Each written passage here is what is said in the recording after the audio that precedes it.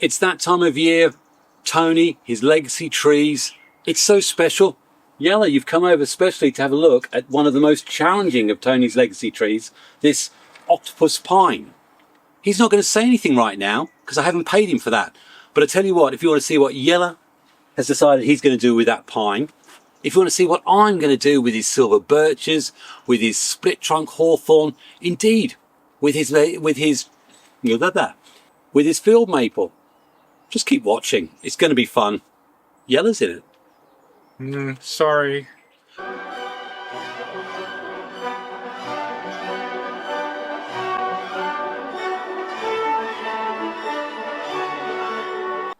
Hiya, it's Xavier. Welcome to our bonsai retreat. Welcome, Jelle, from GrowingBonsai. Fantastic to have you here, and I know that Tony's parents will be even more ecstatic, as will the greater community who follow the legacy of Tony's bonsai trees. God rest his soul. That you're going to actually have a little look and see. Do you know this is the first time I'm actually face to face with one of his trees? So I'm quite honoured to be here in this video. I think Tony will be smiling down if he's not busy doing whatever else he does in the wilds in his whatever form he's now in. He'll be happy too.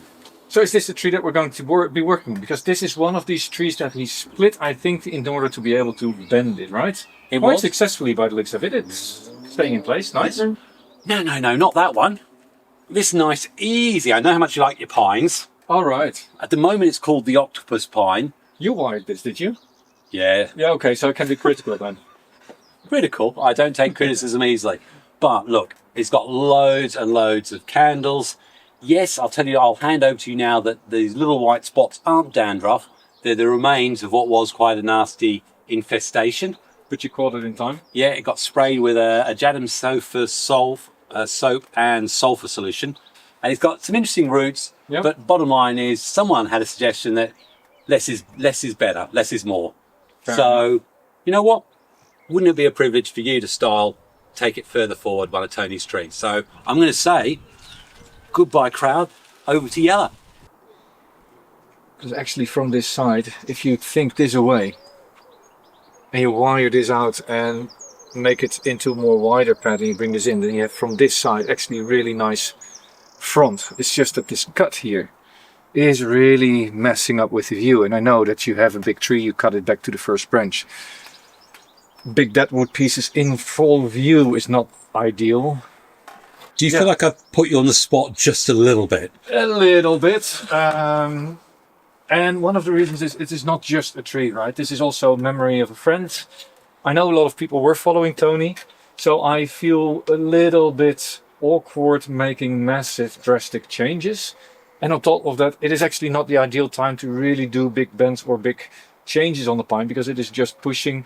The candles are just opening up. It is not completely happy. You had this aphids in there this spring, so I'm a little bit concerned with doing anything major on the tree for those two reasons: seasonal and health, as well as it is a tree that has featured on Tony's channel as one of his prides and joys, and I don't want to completely alter it. Now, if I were going to work on this tree, this is roughly the sort of angle that you could consider. So now the big cut here is in the back. This trunk line is really interesting and curved. This branch comes up, but this would not be my top. I would try in the next styling to lift it over and bring it really into this area. Have this as a side branch roughly where it is, and this top also where it is. So you have actually this as your trunk line. Really stress the contorted sort of. This I feel is disturbing the tree, so I would probably cut it off and try to make this bend a little bit shorter so the foliage really goes into this area. So there's almost a pad in here. So this could be just a plant that's a little bit lower. This is very different. It doesn't fit the tree at all, but it does fit the tree because it is so different. It comes here nice and down. I would probably emphasize it a little bit more and really bring this foliage here and here. So you can split these up a little bit. One going more up. This is quite a long pad. It can go all the way to here. And this one bring it down more to really sit there. So that this space is filled a little bit more.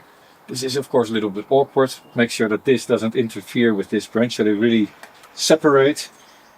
That is probably the direction that I would take. This foliage in the back is quite heavy and long. I would hope you'd get a little bit of backbedding. I don't know whether you will. but you can still use a little branch like this that you still position here in the back to keep that depth a little bit. Yeah. But it's too far away Coming at up the on moment. above and Yeah. And then if this is reduced and you just take this little foliage area and move it here, this is here, then you lose these two areas. It becomes more compact. You get 2 layers here. This comes down in the back and it becomes more organized. You can even bring this a little bit to the front. Yeah.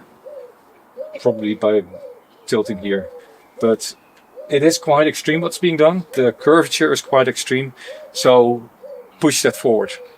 Use the fact that this is really twisted and contorted and repeat that pattern in the branches and try to reduce overly long stretches, because it is just a very big tree, very nice big base, but you miss the fatness of the base because the branches are so long and gangly. If you remove those, it would become more compact. This is never going to be a traditionally styled bonsai, right? This is more, what is this style? There's this French person who does these all twisted and contorted branches.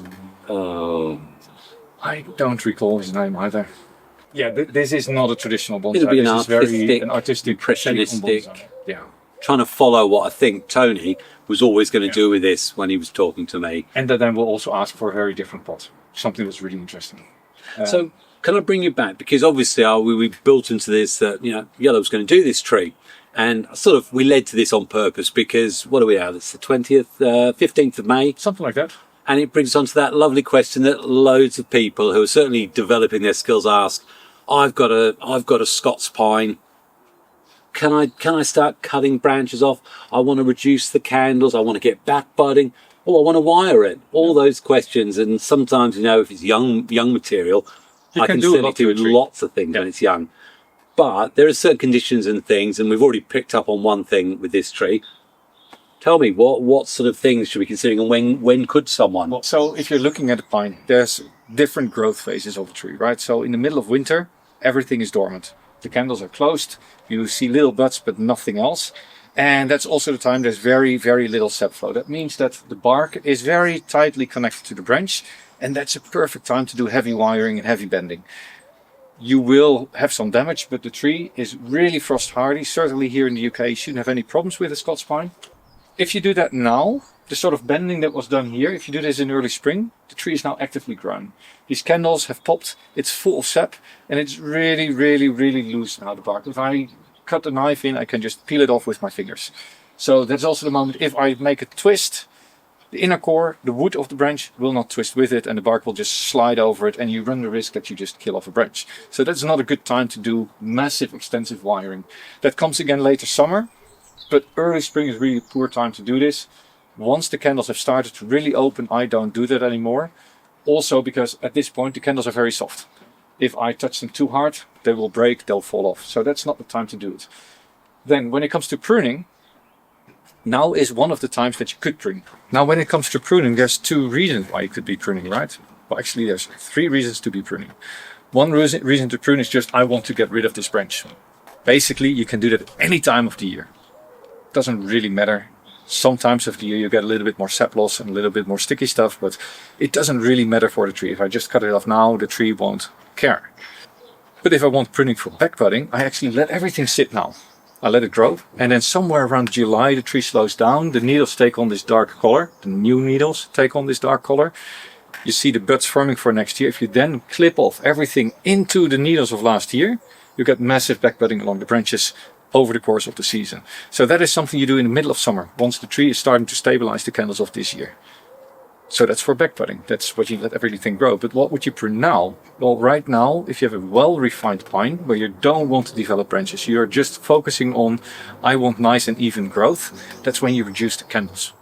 And how do you reduce the candles? Well, you look at the shortest candles that you have in the tree and you're like, I want everything to be that length. Just 10 needle pairs. In the top, you make everything to 10 needle pairs. In the bottom, you make them a little bit longer, so they're a little bit stronger. But you don't want a very long candle and a very short candle next to each other. You don't want 3 candles in the same spot, you just want 2 candles in the same spot. So you thin them out, you make them roughly of the even length. That's what you do in spring. You hit fall, and that's the moment that you start thinking, what do I want to do with my tree next year? That's also when you remove the old needles, you open up everything, airflow comes in. Needles that hang down, you never need. You're always going to remove the needles that hang down once your tree is in further development. needles that you leave are actually the places where a tree can backbud. So I like to leave, when I'm working on my pine, a few needles sitting on top of these branches and on the sides as budding points. It's a lot easier for Scots pine to backbud on the spot where there's a needle. So that's the sort of development roughly in a nutshell if you go through the year. Right, so after all that build up, loads of great advice I accept. But he still hasn't done a tree, and we really, really want you to be inputting into one of Tony's My legs. fingers dirty, mate. Your fingernails will be fine. How about straightforward maple? A nice field maple. Does this grab you? Yeah, but it's a bit overgrown. Have you ever considered doing a strong cutback on this? A strong cutback? Have you not seen the first video? I did such a strong cutback, I got lots and lots of bite back in the comments. But I tell you what. Yeah, but why is this wider than it is tall? Well, what would you do with it? You want to really know what I would do with it? This almost feels aggressive, passive aggressive. We like it. Jelle, I will be your assistant. What do you think? Should you give me scissors? And I'm Pop gonna... it down below. That's a good idea. Either now or in a couple of minutes, because I think he's going to give me scissors, and otherwise I'm going to wrestle them from him. I'll give you. Do you want some sharp scissors or blunt scissors? A knife. I can Give me a blunt knife. A blunt yeah. knife. No, These- I'm not. No, I want the other one, the good ones. The ones that, let's be honest, everyone who knows my channel knows they're the ones I use. These are the sharp ones, right? These are the ones that you use. Now, how big do you want the tree to be in the end? Right. The original aim was to take it straight back to the stump, and you can see the core of where I took it back to. Yeah. And then I was going to build a very straightforward tree, more traditional form from that on the So basis of is that. then the front more or less in this area where you have the nice curvature of the tree? Yes. You have this big trunk chop here that is healing over really nicely on the side that you don't see all that well. But then this tree would only be about this tall. Yeah.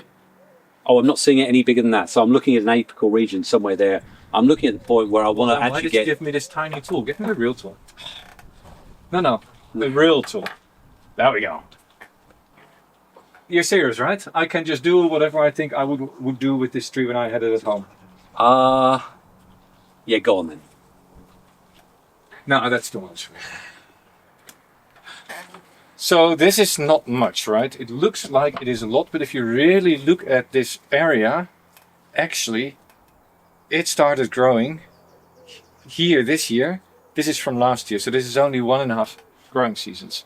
It's not all that drastic. This is where Xavier cut last time. You see this nice little cut here in the middle? And then it sprouted these branches, he cut back again, and then this grew out as a very nice overgrown tree. The reason why I cut this off, and let me try to go back to the front, and I have to open it up for you a little bit. But now you see that here you have a very nice little sprout sitting with very short internodes. And this makes a nice little top of your tree. And this is the front. Then what I don't want is branches that come into the front. So this is a very long branch that I'm just going to clip back to a very small side branch that we might use, but everything else just comes out. Similar on this side, you want to look into the tree. So these two branches that are nice and thick, this is actually interfering with what I want to see. And then here there's a tiny little bud which I'm going to keep, so we might keep it. I don't want branches growing vertical into the tree, so that is going to go. And at some point you're going to have to clean this up a little bit, but I don't want to do that now. Tree's already a lot shorter, but this is a long branch, right? And I'm going to go all the way back. Here's a very long internode, so I never want to use it. There's some short internode and side branches, so let's just go back to there. Now it is already a lot smaller. This is a tree branch that comes all the way up. That's a shame, but there's a tiny little bud here at the base. This tiny little bud is what I want to use. So I'm trying to go in. So this bud now has the space to grow. Then I have this low one. And you know what? I could take it off. But I think I'm going to leave it because this is still quite thin. And if I leave this out, then in a year's time you need to cut it off. But then this will have swollen to twice the thickness, catching up to this one. This one you should have removed actually last time when you did the big cutback. I'm not going to do it now because it is after all a legacy tree that we want to treat with respect that it deserves. But there is respect and there is respect, right? So we're going to prune this out, remove this upgrowing branch, remove this inward growing branch to a bud. This is growing inwards and we're taking this out and we're pruning back to the first short bud here. Then we looked at this tree and said this is going to be the new leader. So this in the back shouldn't actually compete with the new leader, and I'm going to say I'm going to go back to a nice little viable bud at the base. Then this I cut off initially, but of course here is a nice little tiny bud. So if I do this, no harm, no foul. Next I have to be very careful. I have to go in between and not cut off the bud on this side. There we go. And now we can still go in and say, well, what do we actually have in growth here? I don't want big lumpy growth, so I'm thinning out here this thin growth at the base of junctions where I want to keep the junction. Just like that. This is a long leaf. Where does it come from? I can't tell. Oh, it comes from the inside, that's okay. Now you have here branches and you have there branches. The question to you, Xavier, is actually, do you like this? Or do you say, I'm going to use this little branch and the one in the back? If I was going to do it, I was going to cut right back. That's what I was going to say. Thank you very much. And the same answer to right across. I was probably going to be as hard with my pruning as I was the first time. And now I'm going to take a little knob cutter, because here is an old pruning scar that's never going to heal over as it stands out. And I do this in early spring now, right? Everything is very happy and growing. If I do this in fall, I'm effectively killing off this little bud. But now this should, over the course of the season, heal over well. Just hope that I make the cut smooth enough. This has all come off, and I know this looks very, very drastic. But I actually want to take off more. 3.5 minutes. But I'm not gonna. So explain, I know what you were doing. Yeah. And it's reassuring. There was probably one area I said, well, I would have actually cut back because we've got a situation of trees. Front, but you see here, this little area here, there is still a three-way split with an old cut. And this I said was going to be the top, but that was because it was really full. So for me, I cut back to the point where I think it needs to be. And then once I've taken out all the coarse growth, I can still go in and say, well, you know what, this is actually not the top of the tree. It would be much better if I go for this one. Yeah. What I say, this does equate to when I say you're approaching a big tree that's got loads of growth. It's good because it's healthy. And you always say, I don't know what to take off. Don't necessarily go as short as you possibly can straight away. Take off obvious stuff going down. 3s and 4s in junctions. All the stuff you know you definitely won't use. If you're unsure how far to go back half the distance. And then do what we've just done then. Give it a spin, look at it and go, no, I definitely need to take off that, that and that. That's the safest way I find of pruning the deciduous. Certainly maples, tridents, anything like that, which are very, very vigorous. And now actually when you look at the tree, this little branch, it is of a decent girth. If you look here, it is in the top of the tree. Yeah. So this long side branch also I don't want to leave on. I'm just going to go back. There's a tiny little bud at the base. This is previously cut. There's a small cut here, so I'm just going to go all the way to the base. And at some point you might actually want to get a bud in the beginning. But this I'm still going to leave on. And why? This branch is a lot thicker than that branch, so this needs to fatten up. So now if you look at a branch like this, normally what I look for is these little lines in the bark. There's one there, there's one there, there's one there, and then there's one there, and there's one there. So these are the points where budding occurs. Now this I definitely not going to leave because this is way too long, so it can go off straight away. This has a nice viable pushing bud, this doesn't yet. So I might leave this on for now, because I have been teasing this tree quite a bit. And I hope that buds will pop here later the year and then Xavier can just go take this off. Then there's a lot of foliage and you could thin this out, but I wouldn't do this right now, I would let it go. What you now can very clearly see is how nicely this is starting to heal over.